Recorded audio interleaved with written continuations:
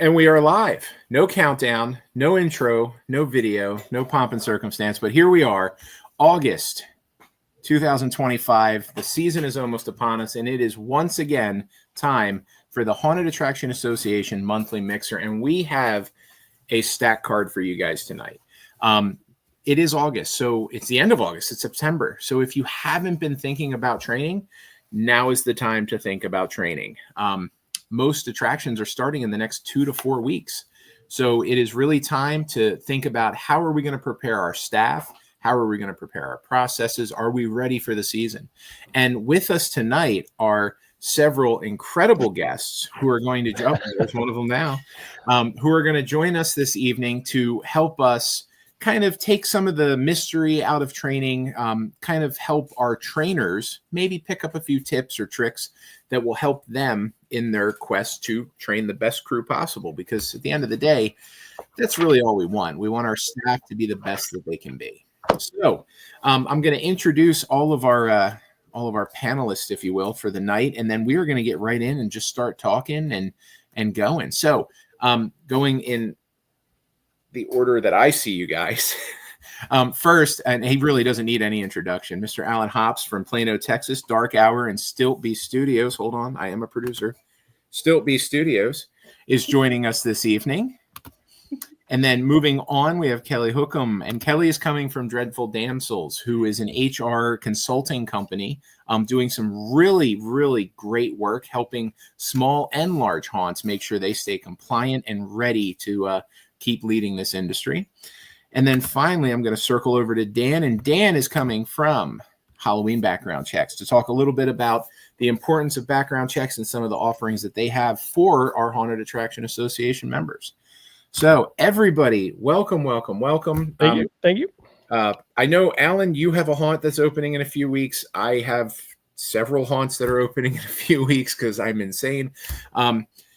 Kelly, Dan, are you guys operating haunted houses? Are you working in haunted houses? Or is this a season where you're just going to go around and see some haunted houses? So I don't operate a haunted house. I am helping a few with just their training and their hiring setup. Otherwise, I want to keep my schedule open. So if you guys have a sudden HR need, like, oh my goodness, you can go ahead and give me a call. So really just trying to spend this season supporting where I can. And we're Halloween Background Checks is powered by Top Checked. It's in there somewhere. There it is. Okay. But yeah, we actually been in the industry for I think we're going on 5 or 6 years. Top Checked itself has about a dozen plus different brands. I don't know how we actually migrated over to Halloween Background Checks, but I got to tell you, you guys are crazy. It's one of the funnest industries that we have, and you guys just aren't normal. So you all need background checked, and I'll cover that, the different ways that you can do that. And I really learned a lot about the industry over the last 5 or 6 years, and I've specifically handled Halloween background checks for Top Checked. So looking forward to talking to you guys. Amazing. And then before we get down to it, Alan, is there anything new or exciting happening over at Dark Hour for this season? Oh my gosh. Yes. I've done more new sets this year than I have in the past 5 years. Wow. And we're adding a cryptid museum. We used to have an escape room, and we had room for another one. I'm just not passionate about escape rooms. I'm passionate about cryptids and monsters. So we're doing a cryptid museum, and that is 1/3 of my stress that is happening right now, trying to get that all together before less than a month. Well, that sounds really exciting. I'm excited to see. I'm sure somebody's going to do a walkthrough. I can't wait to see it. Well, and that's going to be open year round too. So that's something at the haunt that I can do year round. Very cool. Very cool. So Cryptid USA in Plano, Texas, opening soon. It is the North American Cryptid Museum. That's awesome. I got replica plaster Bigfoot casts, not replica because they're casted from the original Patterson casts. Oh, wow. And I was like a school kid opening. I've wanted to plaster Bigfoot footprints since I was a kid. So I was thrilled. That's so wonderful. Amazing. All right. Well, the topic tonight is training, and we are going to go right into the most boring part of training. No, I'm joking. The HR and compliance side of training isn't It doesn't have to be boring. A lot of people make it boring, but it doesn't have to be boring.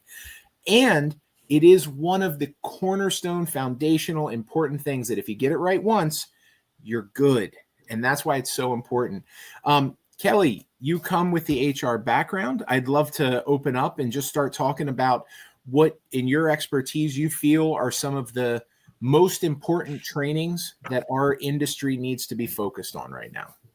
Yeah, of course. I mean, I hear all the time that onboarding is boring and like we're just going to try to really hustle quickly through going over the required documents. And I understand it's not the fun, scary bits. It's not the let's learn what our monsters are. But this is really important. One, to protect our staff, but also in order to keep having haunted houses. Because if we can't have a safe staff, then we can't be profitable for the rest of it. I would say what I notice most is that we don't do any or very limited manager training. And those are our managers that are interacting day in, day out with our actors. Like they're the ones that are walking through the haunt to make sure that they are learning correctly and things like that. So starting with your manager training and starting like early, like that's going to help really get that compliance throughout. And also like we're seasonal companies. We tend to hire new people who are like teenagers, maybe don't have that same understanding of what safety is. So just finding ways to reach them and make it fun. Like it doesn't have to be you sitting up there reading the employee handbook, if you have one, to your staff. It can be something fun. You can, go to different rooms of the haunt. You can bring in role playing. I mean, we enjoy the theater of it. There's ways that we can make it more engaging. And I'm certainly trying to start putting together some training videos so that those short little videos that your staff can watch throughout the year to maybe help it be more engaging. But the point is that if you want them to learn, you can't just be like, okay, guys, this is the boring part, because you're already setting that mindset that it's boring and they don't need to listen to it. When they do. Absolutely. And I think that's such an important lesson is don't shoot yourself in the foot when you know that this is crucial information when you're talking about respectful workplace training, when you're talking about sexual harassment training, when you're talking about operational stuff that's like, no, this is how we prevent injury, illness, accident. It's so crucial that you don't shoot yourself in the foot by prefacing it with, well, let's get this over with.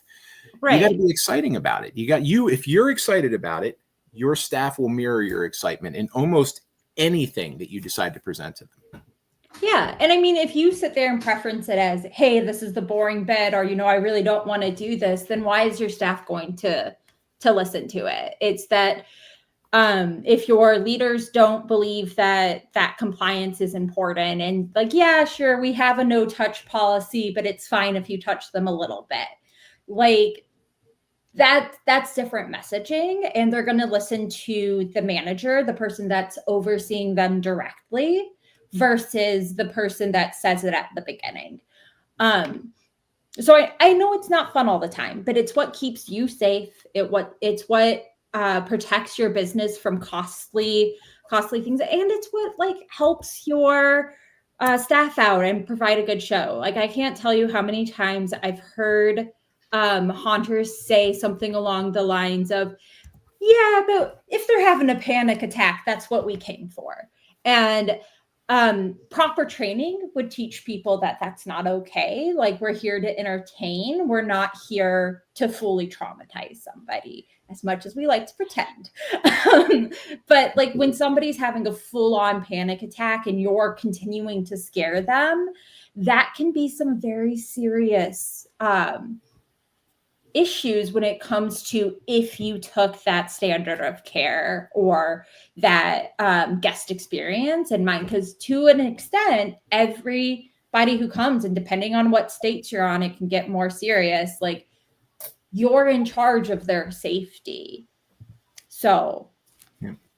And I think just touching on that, you did bring up the points of having a very unified message that the presenter of these rules, the presenter of this information, needs to be reinforced through your management chain. And that's where management training comes in, is that they're taught that they have to hold to this unified standard, because then there's no gray area. And acting is perpetually in a gray area. Yes, no, good, bad, loud, quiet. There, you can be all over the place, but there's certain rules that come with just working a job that they're kind of ironclad. You know, if we set our standard to say, hey, we do not permit public shows of affection at our show amongst our staff. The most you can do is a high five or a fist bump. That is the only physical contact we allow between our staff members. And that is a standard we've adopted at our haunted attractions. Mark. That can't be, well, it's okay, I can give you a hug here. Like, it has to be unified. It's so very important to make sure you have a unified message. Yeah. And also, like, just thinking about, like, haunt season is hard. Like, we have our day jobs, possibly. We're working, we're into the late hours. People are tired. By the end of the season, everybody's worn out. So having that training early on with your management on how to handle that burnout and how to see it in others is going to help you in the long run. So, like, really, your training needs to start with your leadership team, needs to start with those people that you put in power. And really, if you're going to have a leader and you know, like, oh, they're not really showing the culture that I want to show, well, they're your culture. Like, so like, that's another thing when you're thinking through like how you want to train your leaders. There's different states that have requirements on different harassment training. And I know we're like, even if you're just open a couple of months, those laws still apply to you. And so you might not know something and be taking a big risk. And from an HR standpoint, I have seen businesses go out of business because of those risks that they didn't realize they were taking. And I don't say that to scare you. Like, there's ways around it. We can have this beautiful world we have. It's just that we need to be smart about it. And we need to do that extra paperwork in order to be sure that we're providing that support. Absolutely. Absolutely. And just to bring up how there's different standards, almost universally, your management level of, say, a sexual harassment training for management is different than sexual harassment for employees. Management has to take both. Yes. They have to take both. So if you're going to introduce a sexual harassment program, which I'm hoping most places have, you got to remember your managers have to be trained to a different level of recognition and response, whereas everyone else is just taught the ground rules of don't do, don't do, don't do.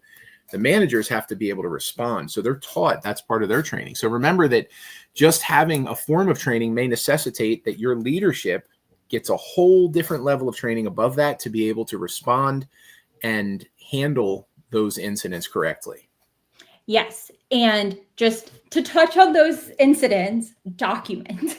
Please, please, please, if there's nothing else you take away from me, document when you have something happen, whether it's with a guest or not. And train your managers and your staff to document those things that are happening, because it might seem small, like somebody being like, oh, this training doesn't count to me or whatever. Like, it might seem like a small thing, but in a couple of months, if you have a person say, oh, they discriminated against me or things like that, you have that documentation to say, hey, no, this is what I did. This is how I kept myself safe. Like, showing up with the background checks. I love that we have Halloween background checks here. Can show that you're doing your due diligence to train your managers, train your staff, and protect everybody that's on your site. Absolutely. And I'll tell you what, there's, especially when we're talking about documentation scares a lot of people. It does. They're not sure of what to say or how to say it. And there are free resources out there on YouTube. You can look up EMS documentation. You can look up police documentation, and you can be exposed to professional documenters. I use EMS as a reference because that's what my schooling is in emergency medical services. And I learned how to document the way I do through years and years on an ambulance. And that documentation has translated so well over to the haunt industry that when I hand a packet to my my legal team or to our insurance, they're just like, oh wow, this is great. How did you know what the humidity was? And I'm like, because I documented it, you know. But but once again, you don't have to be afraid of a skill you don't have. You just have to invest yourself and find the resources. And like I said, things like documentation, there are free videos to teach you appropriate incident documentation, and you watch the video and you apply the techniques. Oh, and I believe in the membership space, there is some documentation as well that haunts can use if they're part of membership. I will say that HR can get really complicated, and that there can be everything from a federal, state to local law impacting the requirements for you being an employer. However, some documentation is better than nothing. Writing down, hey, I talked to so-and-so at this time and we talked about this. That's great. Have your employees sign off. I took the training. Like just a little sign off sheet that says, yes, I was here. And you documenting that your employees were there helps. Alan? Sorry, Alan. I just want to note that it's important to yes, create, like we've adopted something from Jim that we took, which is a near miss incident report. So we've adopted that here at Dark Hour, and it's important to adopt it. But then you have to think about the chain. Okay, you've collected this information. Where does it go? Who does it live with? How long does it live there? Mm-hmm. And who has access to it? Those are all of those things in that chain you have to think of. It's easy to type up a new document and figure that part out. Yeah. But then what is it? As soon as I pull out this piece of paper, start writing on it, that's a whole chain of events that has to happen. Yes. Yes, it is. And it is best that if you have employee records, that you are keeping them under lock and key, and that only the people that need access to it have access to it. Because even if it's just your phone number, your address, things that you feel are public information, that when you're an employer, you need to keep that information safe. So you need to be sure that you're doing your best to make sure that anybody that has access to it has a reason for having access to it. And so that's why you want to just be careful about what you put out there. Like, yes, we want to document, and Alan put it great with kind of thinking about the lifespan of those documents. And with employee records, there are retention laws of how long you have to keep certain documents. But we're putting those resources together to make it easier for you guys to navigate all the insanity. You don't have to be an HR expert and know how long you have to keep those things. We'll do that for you. We just want to help. I love the industry. So, but thank you, Alan, for that call out. So, and then we had a great question from Shannon Hops. Alan, I think you know her. And it's asking, Kelly, do you find that haunts are starting to take HR and documentation more seriously, or are most not implementing this into their procedures? I have a little feedback on that as well. Yes and no. I think that it's across the board. Like, we're a very diverse industry, and I think some people have more risk tolerance, or they just don't know, because it's really easy to get into ChatGPT today or Google and find these documents that other people have been using, and then you don't realize that those aren't acceptable for yours. I would say the biggest one that I see that people are kind of not wanting to take seriously, like people make the incident reports, they're getting better with their I-9s and the different investigation pieces. We're getting better at having employee handbooks and kind of the HR 101. But there's a big one that I've seen us do a lot, and that's the employee misclassification.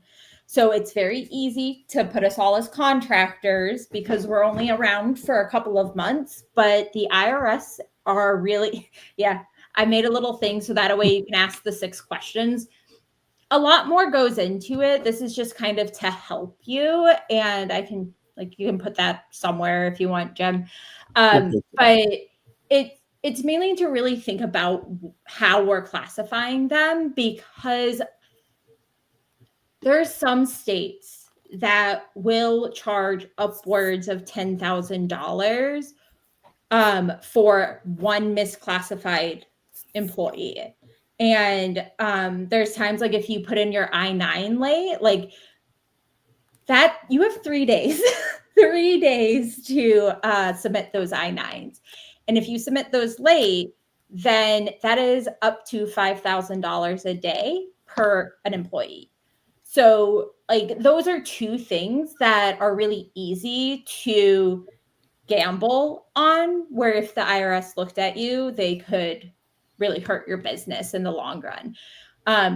So free service that I'm giving to whoever reaches out to me is the E-Verify. I'm a registered agent, so we can help you get those I-9s in sooner. But yes and no, Shannon. It's really the end of that conversation. Like, there's people that are. I'm certainly hoping that with Dreadful Damsels and just bringing more awareness around it, and having some really frank conversations, that we can take it more seriously, because that's how I see the industry surviving, and keeping our insurance and different legal stuff.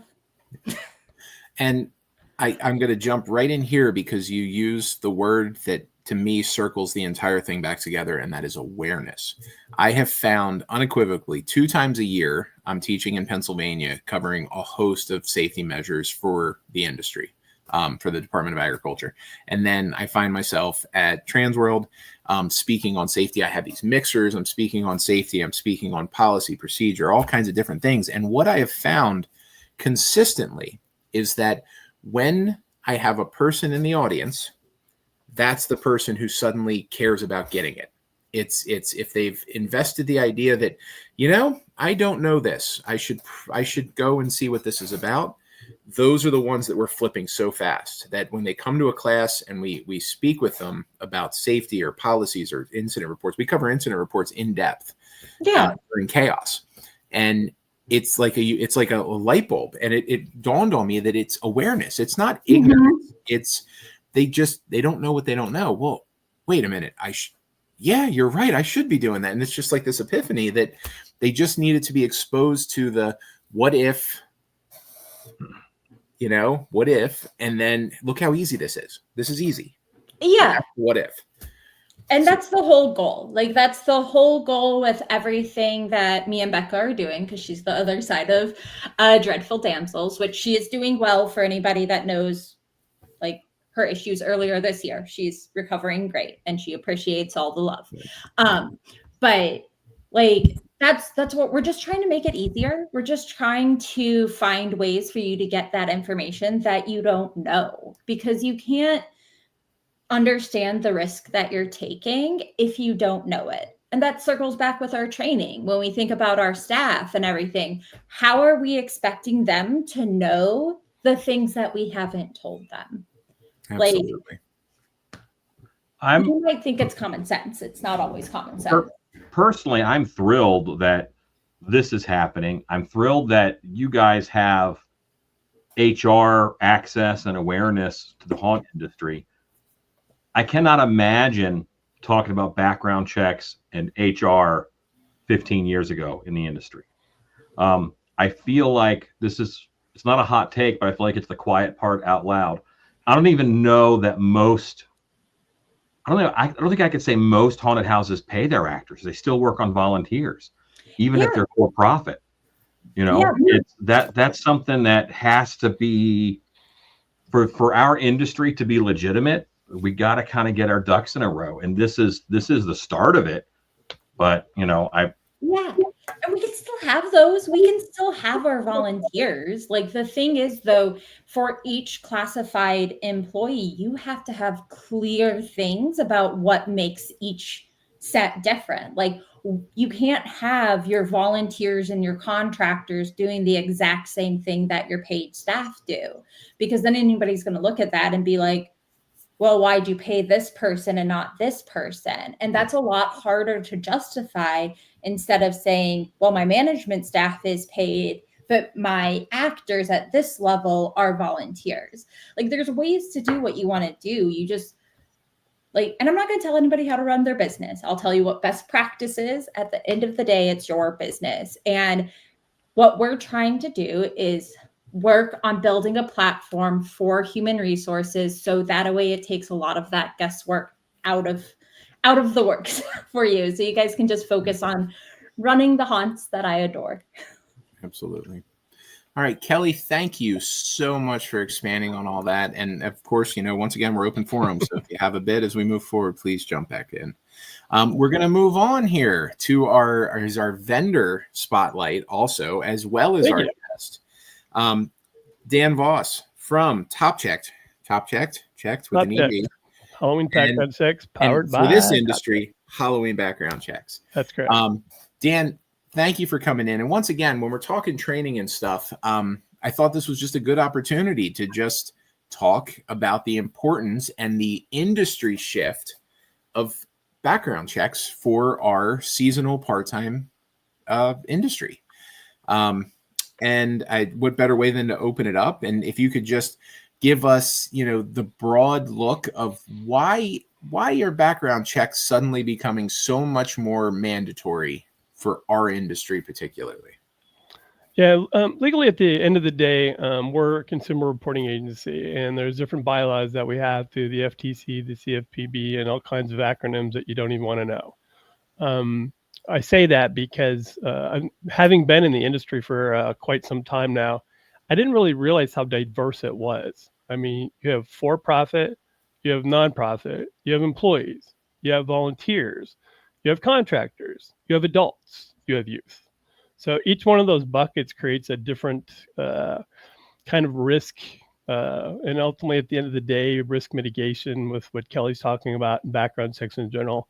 You gotta screen them before you get them in the door, and hit that paperwork that Kelly's talking about and be as consistent as possible.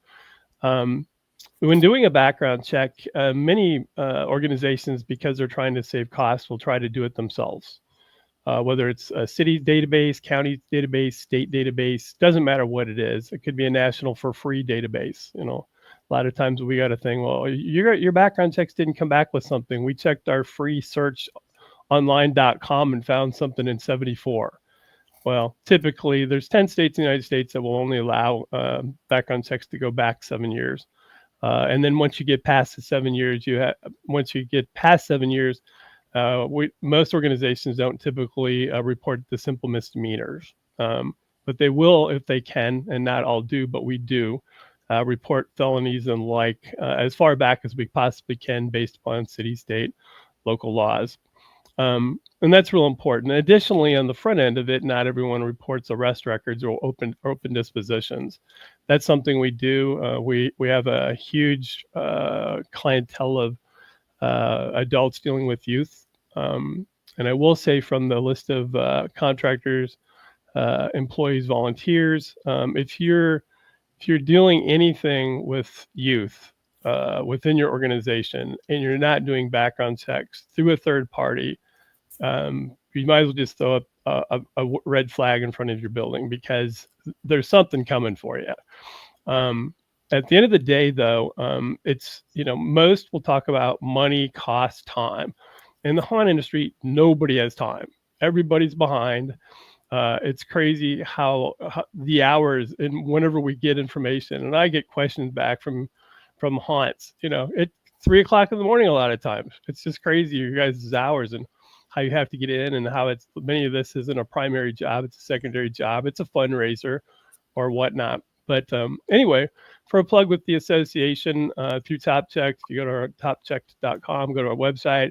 Our beginning cost is $25 to $35 to $45. Within the HAA Association, we've discounted that in the past to 50%. There's more laws and regulations as far as verifying criminal records. There's been a lot of redaction in the industry. Certain states are redacting date of birth, year of birth, full births. They're redacting, like California, criminal records. So we have to do these things anyway. But at the end of the day, we've built a platform that will save you money by doing it The types of searches that we do are a little more robust than most in the fact that we do an alias search and some other things. But ultimately, at the end of the day, you should be doing something. And really, it's about bringing up time. We've built a platform for you that literally you just go to HalloweenBackgroundChecks.com, click the button on the top, learn more. You can do a demo. You can sign up. But once you do, the process is so easy. Just sign up, and then basically once you sign up, you have access to our platform. And within our platform, we will either give you a link to put on your website or somewhere in an email. We have a thing called Batch Blast. So it doesn't matter whether you have 5 or 5,000 people you need to check. You can literally just put in the sheet a first name, last name, mobile number. That's it. Send it to us. The applicant with us is going to do everything. So you do nothing. And everything is going to be static in the fact that it's all going to be the same, no matter what the classification is, whether adults, youth.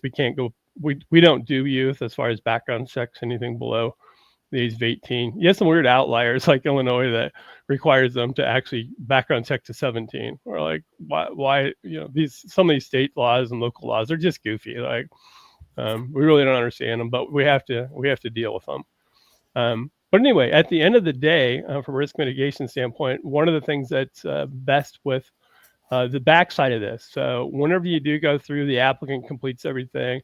One thing that separates us that really helps the haunt industry is that not only the decision maker, you can sign up, you can have unlimited number of people gain access to the results. It's just they have to be qualified and approved by you. But at the end of the day, both the haunt and the applicant are going to get notified that the background check is complete. That isn't an industry standard. We've done this forever. We have coach pay, we have actor pay.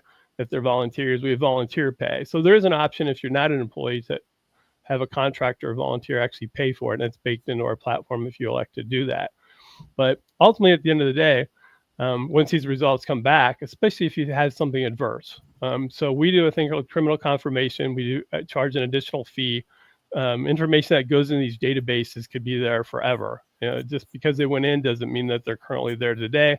There could be, basically, they could have expunged, adjudicated, something removed. So we verify those.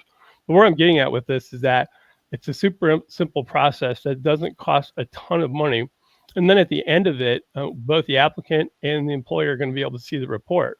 And one of the things that we have with that is that once the applicant sees the report, they're going to, if it's adverse, if there's something we found that's adverse, you as a haunt have paid to verify that criminal information, check mark for compliance.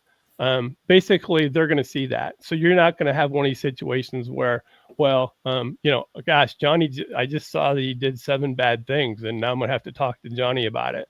Well, he's going to see that he knows.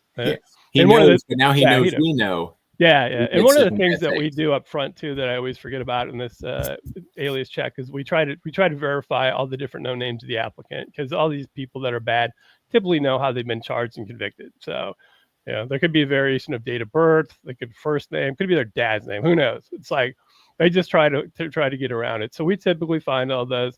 And at the end of the day, Johnny's going to be able to see the report. And also with ours, there's actually a button that says, that's not me, or they have an issue with something, which again isn't normal. Many of the larger organizations have up to 30 days to actually reply to an applicant.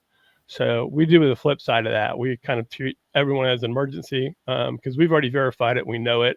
And so really the biggest thing we get at times more than anything else is that our check is called the National Alias Criminal and Sex Offender Check. And someone will see sex offender check on their results and like, I'm not a sex offender. Like, I just robbed a convenience store. Exactly. I'm not one of those bad guys. Yeah, exactly.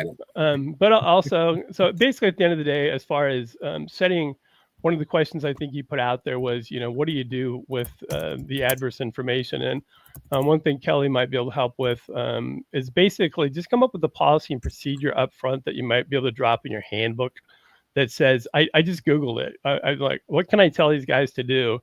That's simple. I just Googled disqualifying offenses in the haunt industry. And then I chat GPT'd it, and it literally laid out a thing. So if you're going to look something up in chat GPT, disqualifying offenses in the haunt industry, And it's funny because it literally lists here, if I get over to it, violent or aggressive behavior, sexual offenses, drug-related offenses, theft and property crimes, weapon offenses, harassing, stalking, crimes against children. And so if your applicant knows up front, it's in there in the paperwork that these are disqualifying events, and they sign off on that before they even do a background check, after, wherever it goes. But if they put some policy and procedure in there that is disqualifying events, it's not going to be a shock to them because they already know what they did. It's just the fact that we've caught them, and basically, in some offenses, this is back from the Obama days. I've been in the industry a long time. You can't just disqualify somebody just because you put it on your piece of paper too. If it's something that there's, mitigating circumstances, something happened whenever they're under the age of 18 that they put on their stuff, but it's not going to show up on a background check. It can be a host of different things, but you just can't put everybody in a bucket. I mean, some of these you can. I mean, if somebody's a felon, almost all those they fit the bill. But the misdemeanors. And once again, though, it comes from the idea that you took the time to outline before you sent out your checks, what is a disqualifier at my place? Here is the standard. And if they come back with one of these, then it's a simple form letter at that point. I'm sorry, we cannot move forward with your employment at this time because X, Y, Z. Unfortunately, this decision is final. Yeah, and that used to be a big thing. I mean, we used to have access to it, but now with ChatGPT, you can ask it anything today.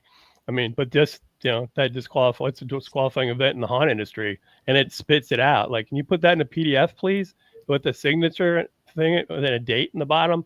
Oof, your PDF's printed out. You just go copy that with the other stuff or put it in your binder that you've got. So, yes, it's very fun, and ChatGPT will do that. I just be careful. Have somebody who knows what they're talking about with that, because I've seen ChatGPT give information that's correct for like a federal level or whatever, but like they're not Washington State. That isn't they're anything not for Pennsylvania. Your circumstance, or like there's states that do different things based off of like if you're on a farmland and you're mainly agriculture versus if you're in a school or something like that. Like there are just a lot of things that can come in that if you do not put that into ChatGPT, it's not going to spit out information that works for you.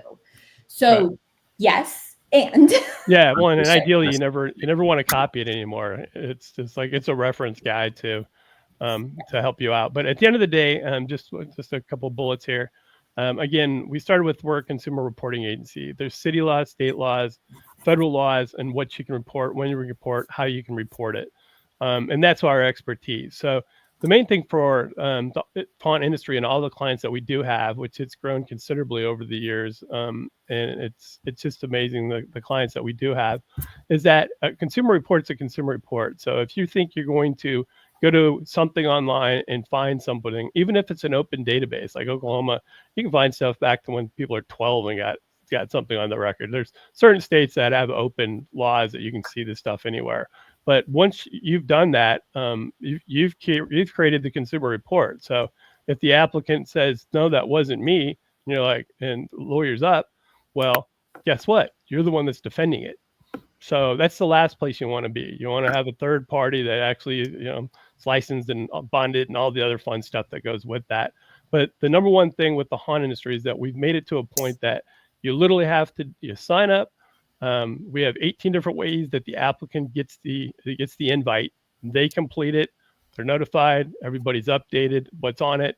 And you move on to the next applicant, grab Kelly, like, okay, this guy passed, this person passed, this woman passed, and we're ready to move on. So anyway, if there's any questions that we can answer here at Halloween Background Checks, feel free to just go to HalloweenBackgroundChecks.com and reach out to us via email or however we can help you. We're here to help. Yep. And they are one of our vendor partners of the Haunted Attraction Association. And remember, members get a discount. We have a discount on our background checks just for being a member. One more amazing perk that we have at the Haunted Attraction Association. 40%. That's not a bad deal. It's a big number. So, all right, Dan, thank you so much. And once again, thanks for having me. it's August. It's almost September. There's still time to get this right. If you haven't thought about background checks, at least have the conversation. Think about it. It is something that I believe every attraction should, if they haven't considered it, they should consider it. Alan? Yes, it's nice to do background checks to prevent incidents, but the real deal is if there is an incident, we did background checks. You know what I mean? That's something that's a little post-it note that you can say, like, we tried. We were proactive in trying to prevent issues like this. Yeah, and the number one thing that will come up whenever applicants lawyer up is the fact that that's just it. The attorney's going to ask, "What did you do?" And actually, nothing is a choice. I mean, there's some areas that the laws are so crazy. I mean, it's a choice. But at the end of the day, if you have nothing to put in front of you, and the stuff coming at you with that the attorney and the applicant, and that it's you need something to prove that you've done some type of due diligence, and this is just a one-off that we've done everything correct, and it's just an unfortunate incident. So. And I will tell you that we live in a world now that when you talk to the lawyer, when you talk to the insurance agent or the insurance auditor, your questions are, do you have fire extinguishers? Do you have fire alarms? Did you do background checks? Do you have waivers? These are universal things that are the first 5 things they ask for. And background checks is always in that first salvo. So please keep that in mind. And you'll have some major headaches that don't have to be headaches because the background check caught them. It's just the way it is. And I believe that, the caliber person with a rap sheet this long, I don't want them working for me. Yeah. And Jim, they typically have a template. All attorneys have a template of, they're just going down the check boxes, and the more you don't have on those check boxes, the worse it is. The more they're coming after you. So absolutely, it's your check box. All right. Dan, thank you so very much. Please hang and chime in as you need to. I'm segueing now into, Alan affectionately calls them the hospitality staff. Many in our industry, hospitality crew. That's what we crew. Many in our staff call them front of house or event staff. But they are, and I really am going to call them unsung heroes. When we think haunted attraction, we think actors. We always do. It's a default thing. I go to get scared by the actors and see the site. What we're failing, and what we have failed in some aspect, is to realize just how important those auxiliary staff members are and why their training is just as important as our actor training, because I could have one of the most powerful, memorable actors in the most incredible scene, and I guarantee you they are not the last staff member that the customer sees. They're not the first staff member that the customer sees. They're somewhere in the mix. And it's almost universally a lowly parking attendant or a ticket taker or an exit supervisor watching an exit that is your last chance to get the customer experience right. They're your last chance. One of the things that we focused on with our training for parking and event staff is recognition of a customer who appears to not be enjoying themselves. And the easiest way to do this for us was, hey, did you guys have a great night tonight? And that is a universal scripted line. Hey, you guys having fun? Hey, did you have a great night tonight? Because if that customer hits them with a, they're like, red flag. What went wrong? And then they can escalate. So we've been teaching our hospitality staff, our event staff, to be more than just a vest, standing there with a little flashlight or however we present them. They are now part of our customer service experience. So whereas the actors are responsible for delivering the frights and the chills and the thrills and the scares, our event staff personnel are now responsible for customer care, not just holding your little area, can't go here, sorry, no trespass, bathrooms are over there. They're in charge of customer care. And we started pulling some of the lessons from some of the great customer care providers out there. People who work at things like the Apple Store, people who work at Chick-fil-A, places where the first word and the last word out of their mouth is hello and thank you, These are skills that you can teach if you hire the right people to do the role. customer service might not seem to be the most exciting, but you want friendly and outgoing people to fill those roles. And believe it or not, all friendly and outgoing people don't have to be actors. You may try to get them to act. Yes, Alan. Two sides of a coin. In the haunt, you're probably going to be uncomfortable. We've put you in a rough environment. It's an environment that we want guests to be uncomfortable in for 20 minutes. And I want you to hang out there for 6 hours. But you don't have to be nice to people. When you are outside the haunt, you have the energy of the crowd. You have your costume is normally much lighter and much easier normal day wear, but you have to be nice to people. And you have nothing on your face. Right. Most of the time you have nothing on your face. Nothing on your face. Yeah. But it's two sides to a coin, and they're different skill sets. Yep. And one of the things that we've been focusing on while training all of our staff is how all staff members are necessary to the production. Without the people setting up a great customer experience, starting at, hey, you guys are going to park here and then head over there to the ticket booth. And once I get to the ticket booth, hello and welcome. Can I scan your tickets? Here's your badges. You guys are going to have a great night tonight. Every component leading up to the scare and walking through the haunt is part of the overall experience. We have to remember that, and I think this is a universal thing in the industry right now. They're not just there to walk through your haunted house. They're there for a night of experience. They're there for a night of entertainment. It's a this is how they're spending their money. This is how they're spending their Saturday night. So we focus on the idea of the nicest event staff, the most attentive concession staff, the scariest actors, the most interactive and fun entertainers in the lines. And we just take each one of those as a collective that helps drive the idea that no, from the time I showed up to the time I left, I had a wonderful time because I had nothing less than the best experience I could with each one of those components. So when we're building out, you're going to look for those friendly, outgoing people, and you're going to reinforce that. And sometimes you have to be that. You have to be that smile. I run around our site like a chicken without its head on, just all over. And our sites are huge. The sites I work at, they're massive. And I remember that my attitude and my inflection matters. So if I'm stressed, if I'm upset, that's going to bleed on everybody. And suddenly everybody's, oh yeah. And then they're cut and they're rough. So you want to put across that air that, I joke around that I'm the best actor on site because it doesn't matter what's actually going on. You're getting this from me. Hey, feeling good? All right, let's do this. Great job, everybody. And I am just a wreck inside, but hey, we're good. So you want to lead by that example. And once again, they mirror that. Just with all training, they're going to mirror what you give them. That's their first instinct. Yes, Hal? It's a lot easier to ask them to be happy to see guests if you act happy to see them when they show up. You're totally setting the tone. And I know we're talking front of house, but let me talk about makeup artists for a second. Absolutely. Part of my makeup artist job is to be smiling, happy, and friendly with the actors that they're working on. One pissed off makeup artist can do the makeup of 15 actors. Then you're putting 15 pissed off actors into the show.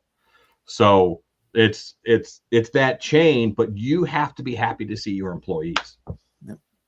Absolutely. And that bleeds into another thing that I've been professing and teaching as we work with them.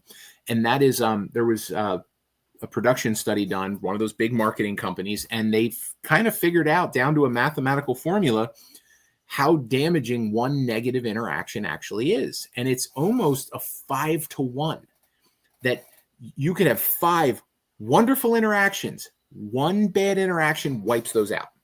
So, hey, how you doing? Hey, welcome. Hey, bathrooms are over there and everything's good. And hey, is this right? Hold on a second. Hold on.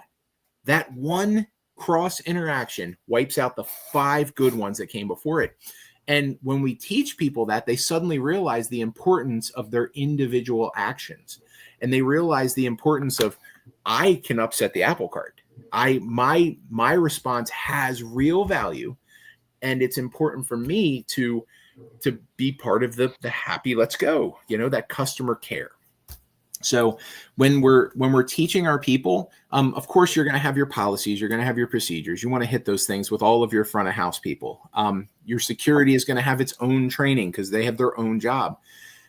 But I teach my security to be nice. Like Patrick Swayze said, we be nice. You be nice.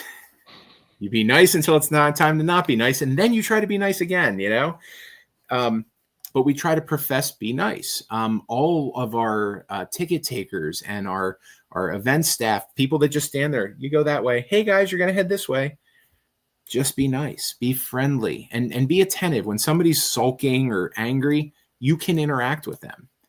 And on the security side of things, one of the most powerful deterrents, and I mean, it is as high as you can go deterrent wise, is for event staff to be talking to all the customers, because a problem customer will show their cards every time if your staff keeps interacting with them. Hey, sir, how you doing tonight? Oh, well, he's a problem. Hey, guys, I have a very angry man walking down the catwalk, a big guy with a bull's hat on. You might want to watch him. And then one of my wonderful, friendly security guys will go up and be like, hey, sir, having a good night? Great weather. And then he gets a feel for, well, this guy's going to walk right in that haunted house and punch someone in the face. So it helps us kind of find problems by weaponized kindness, if you will. You know, it's strategic kindness. Customer service mindset instead of a bouncer mindset. That's excellent. I'm going to put this up because that is a fantastic. Sorry, still doing that. So Stephanie says they changed their security team to a customer service mindset instead of a bouncer mindset. And that is a lesson that the entire industry should adopt.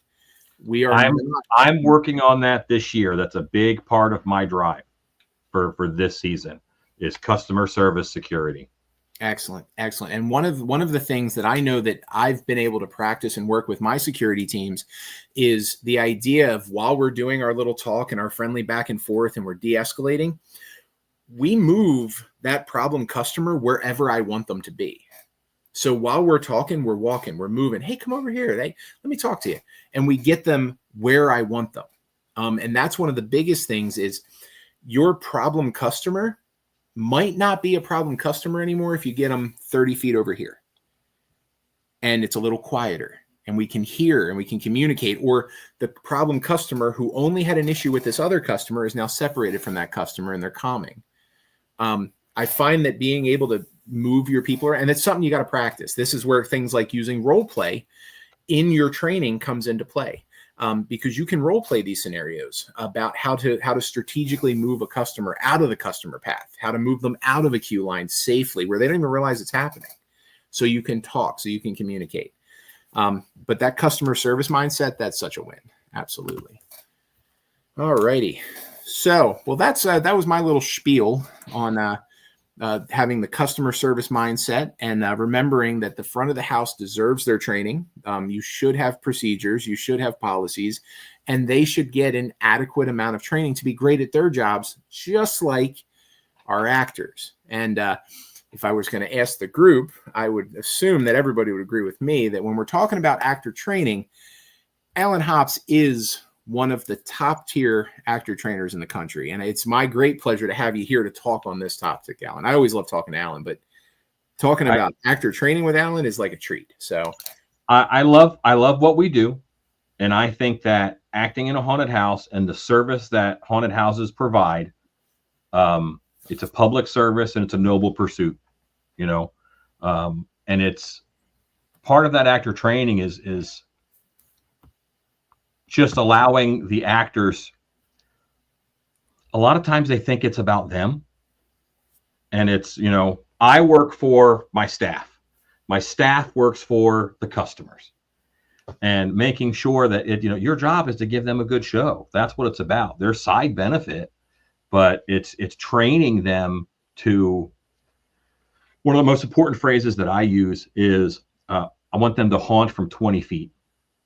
And what that means, and this is a mindset that you can talk about and let people kind of figure out. Your new haunt actor, they haunt from 4 feet away. So they see what's happening 4 feet in front of them. There's a group of 10 people. They jump out and they focus on one person and they scare them and they go back or hang out and think, I really scared the crap out of that group. Well, they got one person, and they had a 90% that was not involved in that, you know. And it's haunting from 20 feet means here's the area that I'm in, and maybe I can hit the front of the group and the middle of the group and the back of the group, and I can even that out. Maybe I can talk to the people on either side of me. They're, you know, oh, I've just found out that half the haunt is scaring the front of the group right away. That means I should go for the middle. You know, I think we have trained lurking, like walking behind the group, out of haunts for the most part. Mm-hmm. And I think you need to inject like 10% of that back in, because that's something that, you know, there's a bunch of ways to scare people, and that's a significant way. That's why it became so popular, is because it did work. But having your staff talk to each other about techniques that they're using, places that they're hitting, and just making sure that they're crafting what they do as for the guest experience. Mm-hmm. When you have a actor who's haunting from 20 feet, that's great. Then you have an like maybe a zone area manager or a zone actor who's watching everything. They're haunting from 100 feet and they're seeing more of the show. And, you know, they're the ones who really know, okay, I hear that animatronic just went off. I'm going to have a group in my zone in 30 seconds, you know, but I've already got 2. So what do I do? You know, it's that's, you know, haunt awareness, your haunt IQ. The higher up that goes, I think the higher up the chain you can go. Amazing. Let me mention an acronym real quick. FEAR: frightening, energetic, aware, reliable. If you are those things, if you are frightening, we're in the business selling memories, you know, get in their head, you know. Energetic, you need to give the same show at the end of the night that you gave at the beginning of the night. Aware, that means you're aware of customer body language. You're aware of what's happening in your set. Maybe your wall's a little softer than it should be, you know. You know, I've run screws through my hand from slapping walls and not, you know, I slapped the wall. I didn't know it, but the day before I did that, I knocked something off. And they said, well, it needs a longer screw. Well, that comes into my set. And then when I slap that wall, I get a screw through my hand. But awareness is massive for what we do. All kinds of things. Awareness of yourself and your health. And then reliable, making sure that you show up on time, making sure that your personality is reliable and not doing one of these numbers, you know, to the best of your ability. Just the reliability of when I'm in my space, you know that they're going to deliver that same show every time. To the background checks point, I think the scariest thing that we do is we ask young men to go in there and wait in the dark for young women to come through. It's one of the scariest things that we do. It's terrifying.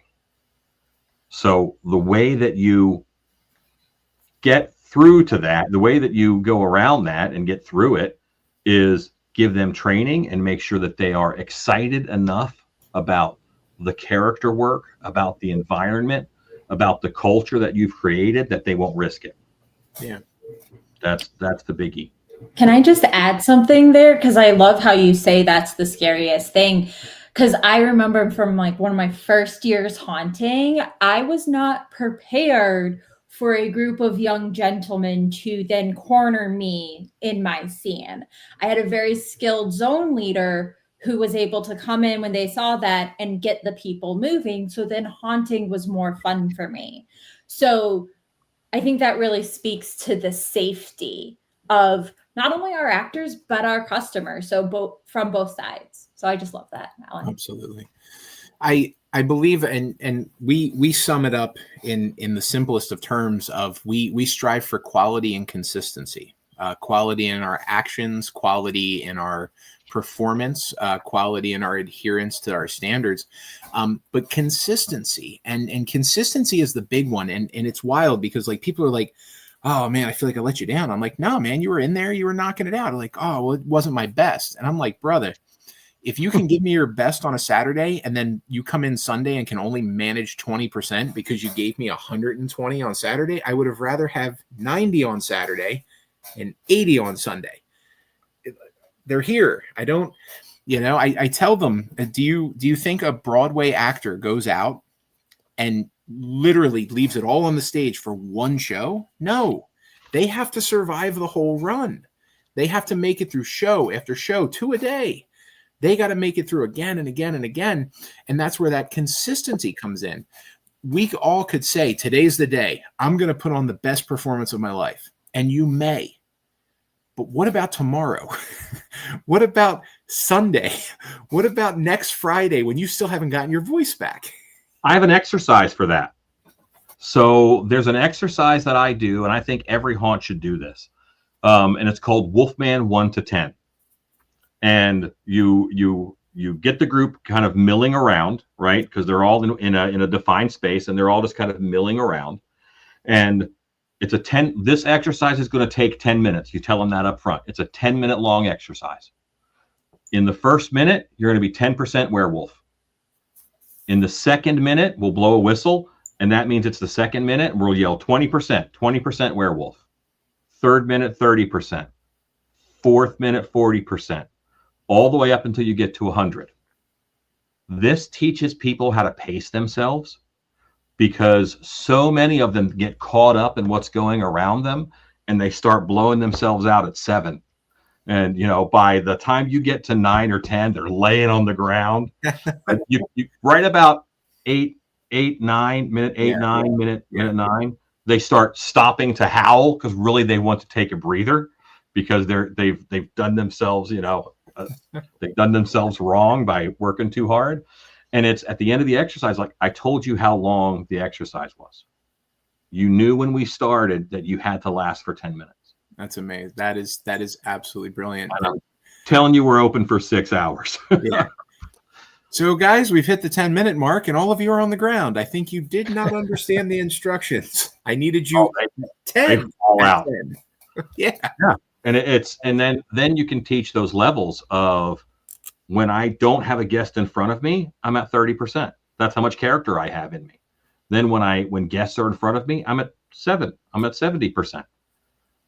If I'm getting really good feedback from a group, I could go to 10 for a group, but come back down to 7, because I can maintain 7 all night long. Amazing. And giving them kind of a dial in order to be able to control themselves. And then I can go through the haunt, and I have a language that I can say. I can say, are you at 7 right now, or are you at a 9? Calm yourself down a little bit to make sure we last. Bring it down. That is absolutely brilliant. We actually did something very similar in EMS when we were teaching CPR years ago, because people would start off doing CPR entirely too fast, and they would literally burn themselves out. And it's a pace, it's a beat, and you have to hold that beat, because literally you're saving a life. If you stop, they die. So it's being as proficient as you can with consistency. But we would do something similar where people would come in like, I got this, and then 3 minutes later they're on the ground, like barely able to move their arms. So I love that model. That's incredible. So I have a question, and it's something that's always kind of vexed me, and I have my own answers, but I would love your guys' input, especially Alan. What do you do with the actors like, oh, I don't have a good spot? I don't like my spot. Or not that I don't like my spot, but they feel that their spot is inferior to other spots. How do you come to the table and address that with them specifically? This is very one-on-one actor trainer type of thing. If it's one-on-one, then I'm going to know that person, so this could change. But in all honesty, I move my people around a lot. So it's very rare that someone is in one spot all year. That's really rare. Normally they're in a different spot almost every night. Oh, wow. They might have a favorite that they come back to, and that we put them in because we know they're reliable there, or their talents are for that space or good for that space. But we move people a lot. And so I have the advantage of saying, yeah, this spot's a rough one. The soundtrack is killer. It's hard to be seen. Here's some tricks that made me successful when I worked this spot, but you'll be in a different spot in a day or two. Or if you kill this spot and show me that energy, then I can move you and put somebody else here, because normally they think that spot is beneath them. No one comes to you and says this spot is too hard, even if they're underperforming. So you have to kind of bill it. And I designed my show with what I call daisies. And that is, let's pretend there's an actor room right here. And then the guests come towards that actor room, and then they go away around the petal of the daisy. And maybe they interact with an animatronic or something. And then they keep going away and towards that actor space as they move the show. So those daisies, I don't like putting one person in a box. I'll put two.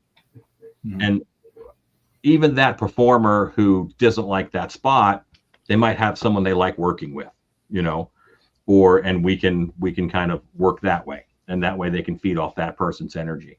Awesome. But there's as many ways to, fix those issues as there are people, because everybody is different. And you got to find out their reward system, what in their brain is high value. Is it reaction from the guest? Is it positive affirmation from me? What is it that gets them, to enjoy? And, have a conversation with everybody so that what their reward system is and what they're trying to get out of this. Super important.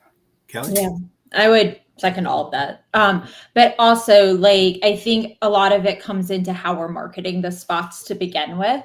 I've worked at some places where the boo box or the scare box, which is a great staple of haunted houses, great reaction, gets termed as this punishment, or actors feel like they're put somewhere that, because they're less than or something like that. And so I think that, yes, we need to know all of our people and really have that relationship. I think our industry is huge about relationships.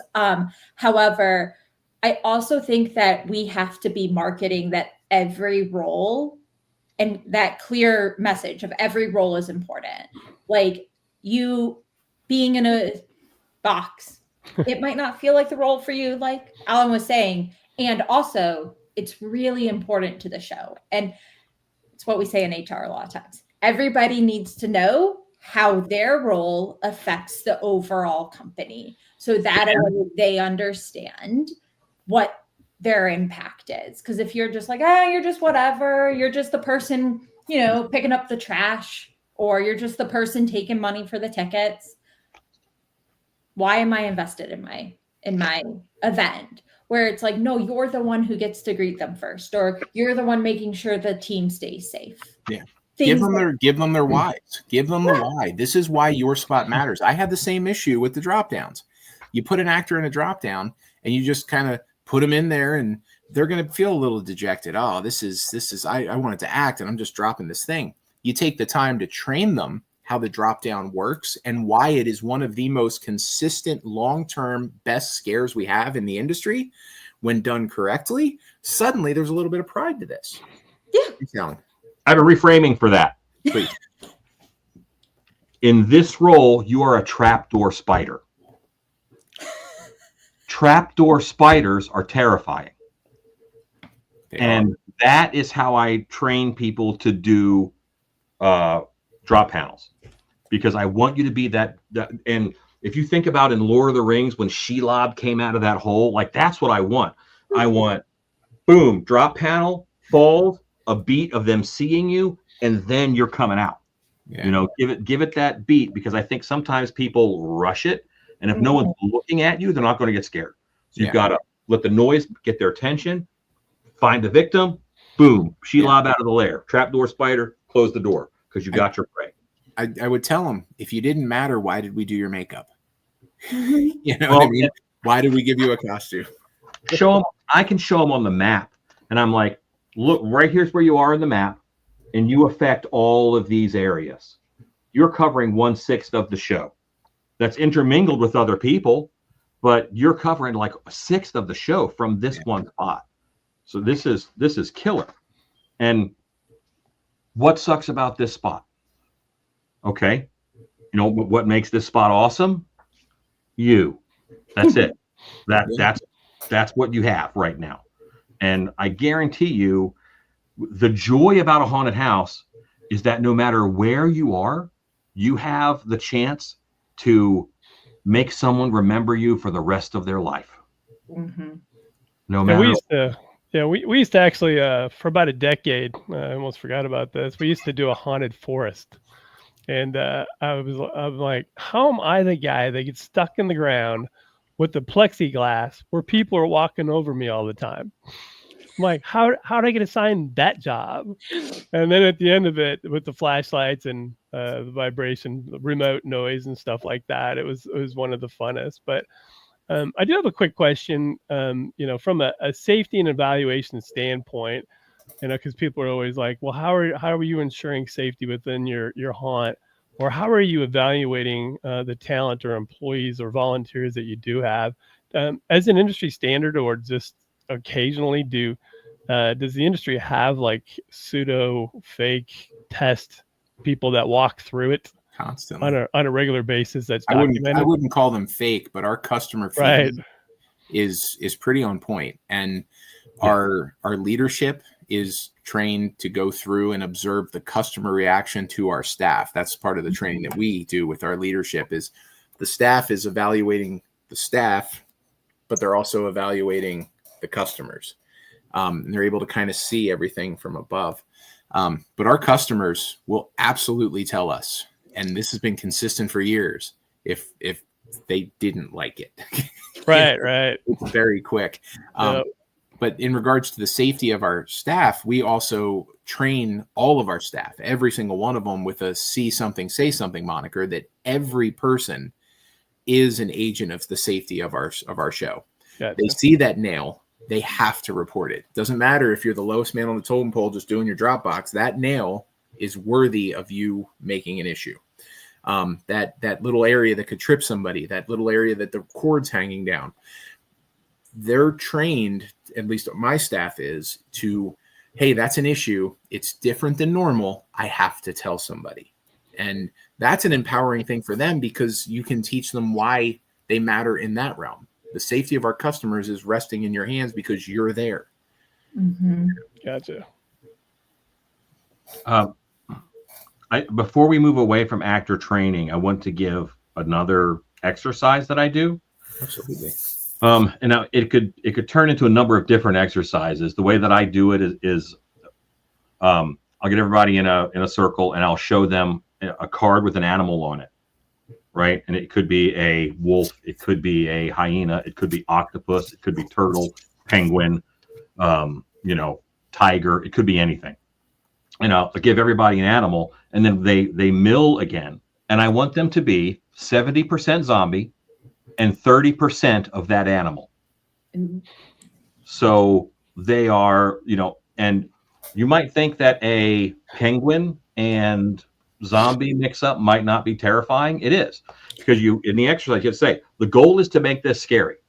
Find a way to incorporate something from this animal, 30% animal, 70% zombie, because zombie is like a baseline character that everybody can do. What that exercise does, and it's like freeze tag. I'll blow the whistle, everybody freezes, and I say, Mike, everybody else unfreeze except Mike. Mike, show them what you were just doing. And then we guess the animal or whatever. And I guarantee you it's way more interesting than if they were all just zombies.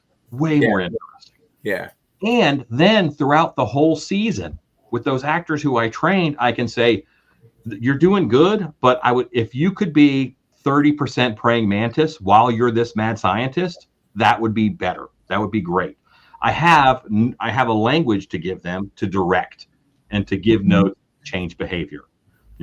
Right now you're coming with grizzly bear energy, and that's not working for this scene.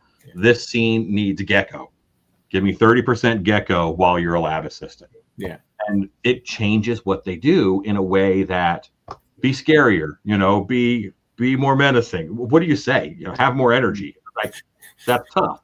But putting that language scary allows you to actually make a difference in their performance with words.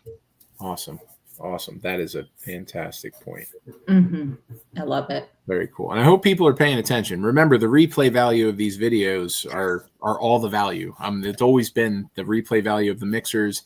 And once again, we open these up to the industry because once you get your Haunted Attraction membership, you get access to all kinds of documents, training, all kinds of cool stuff just sitting there, just waiting for our membership to take advantage of it. Not to mention our board members. Let's not forget the Haunted Attraction Association board members are always ready to talk haunt. Whether you have an issue that you don't think anyone else in the industry has, I promise you, someone on our board has already done it, been there, sold the t-shirts, probably sold several t-shirts if they're smart.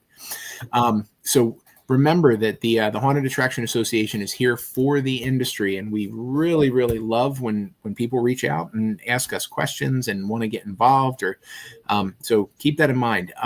We are getting to the close of our mixer for this month, so I wanted to open it up to the panel. Any final thoughts? And this is the chance to ask questions. Ask questions. This is your chance. We have a great panel here. So if you have questions, let's get those in. But I'm going to open up a round table of some final thoughts. Dan, we're going to do reverse order this time. I'm going to start with Dan. First off, are you a Philadelphia Eagles fan? I don't get to watch sports. I'm a haunter. Oh, that's right. Well, I told you that before. Yeah, with the Philadelphia Eagles, obviously Kansas City Chiefs. I just feel bad those Philadelphia Eagles put America. I believe we beat that team. I believe you put America through a 6-month delay of Travis and Taylor's engagement is what you did.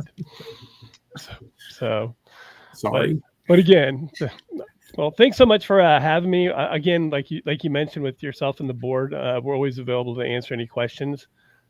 Keep in mind a background check is an option because of the availability of being able to have the applicant complete everything, do everything, is even engaged to the end of the process.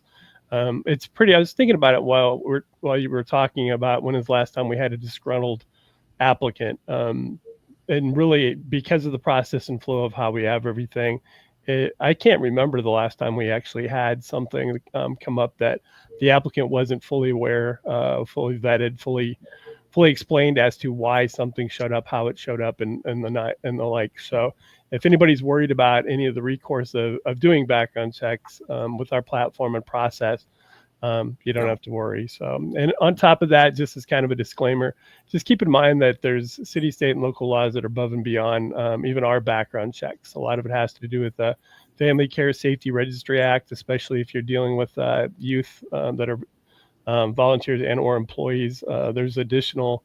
There can be additional searches above and beyond what we do, but if you're not doing anything or you're absorbing the time, really, we have so many people that enter these things or have to go through the application process. It takes no time for the applicant.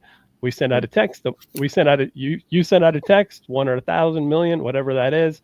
They complete it. You both get notified. You move on to get to your real job. So again, awesome. Thanks for the time for allowing us to be a featured vendor here today. Thank you, Dan. Kelly, before I have you go, Ryan Rader asked, we are thinking of turning our front of house ticket booth into a more Beetlejuice Afterlife office. Do you think this will affect ticketing? Yes, it absolutely will affect ticketing. It's going to make your ticketing really cool, but it may slow your ticketing down because now people about to say throughput. They have more stuff to talk about and they want to mention it. Yep. So it will affect throughput, but if you plan for that appropriately by adding 1 or 2 more ticket takers, suddenly you have more windows open. You can handle that slowdown of, wow, this is cool. I'm going to take a selfie with this cool, you know what I mean? You're opening yourself up for those experiences because now ticketing is part of the show instead of part of the operation. So keep that in mind, but I think it's a great idea. Good luck getting all your ticket takers to jump in on that. I also love it. Really, you're up. Any final thoughts? I will just piggyback off of Dan's background checks. I know they're an extra expense. Believe me, working in HR, everything's overhead costs and really hard to see what that dollar amount is that you saved.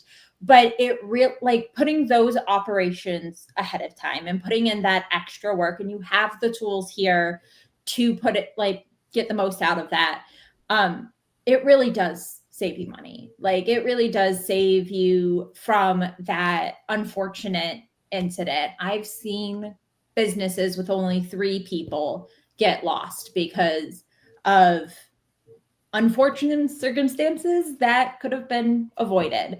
So I know that it's extra cost, but it really is worth it. Excellent. Excellent. Excellent. And I'm going to jump in before we get into Alan.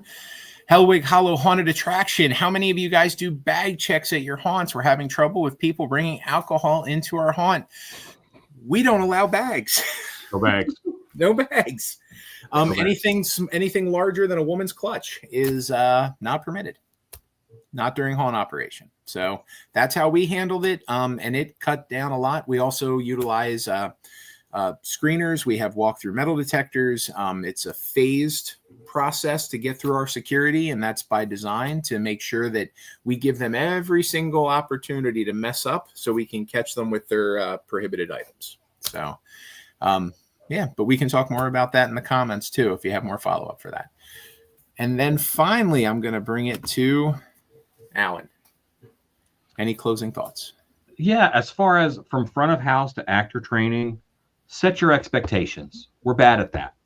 We're not very good at setting what our expectations are. On almost any job application you see, you should be able to lift 50 pounds, and ours should say something along the lines of, you should be able to stand up for 4 to 6 hours at a time. You should be able to handle the intense environment, and if you have to come out of the show because you're uncomfortable or injured or you just can't do it, then you're not meeting expectations in that department. Maybe we need to find something else for you. I'm a firm believer that you can find an amazing spot where everybody can bloom, but you do have to figure that out and make sure you work it around, and what's their strength? Is it talking? Is it what strength do they have? And how can we focus on their strength and amplify that rather than trying to make that we're only open a month, rather than try to fix their weaknesses and get them up to a standard. Amplify that strength that they have and just throw that at your guests. Excellent. Excellent. I love the idea of making sure that your expectations are spoken and documented and put out there. One of my little catchphrases is always that an unspoken expectation is just going to become a future animosity. So let people know what you want. Say it, write it down. And that's the easiest way because then they know. And I will say that doing what Alan said and putting in something like, you're expected to stay on for 6 hours, things like that, that is what protects you as an employer to why you might have fired somebody. Because now you can say, no, it's not because you have this disability or this class. It is because you cannot meet our standard expectations. Yep, absolutely. Great point, Alan. Absolutely. Good points. Good points. All right. Well, yep, I do know I do know they put it in their jackets. However, if somebody with a hand wand will tap that bottle 9 out of 10 times if you train them correctly. So hand wanding is a great way to tap a little bottle in a pocket. So I do catch them. Hey, it's Kim Ayers as well. There's all kinds of people jumping in now. Well, that's too bad because we're done. So sorry you jumped in now, but we're done. Watch the replay. 9:00 Eastern. Watch the replay. Everybody, thank you to all of my guests who came in today. This has been a dynamite time. I can't tell you how much I appreciate you guys taking the time to join us to talk safety and training and everything else haunt, because that's why we're here. As Alan says, it is our choice to be here. And I since I saw that video clip, Alan, I have been screaming that to everybody. So remember, we choose to be here. Yeah. Thanks, Kelly, Alan, Jim. Appreciate it. Excellent. So thank you, everybody. Next month, we will be talking about how everyone's early openings went. That will be our last mixer till November, where we do the wrap up for the season, because I'm only human and I can't handle managing a mixer at the end of October. So we skip October, and I'll tell you all about it in November. But I'll see everybody in September. Alan, Kelly, Dan, thank you again so much. And remember, everybody, the replays are where the action's at. So take the replays and take what you will. Thank you, guys, and have a wonderful, safe night. Thanks, guys. Again. That's the end of this.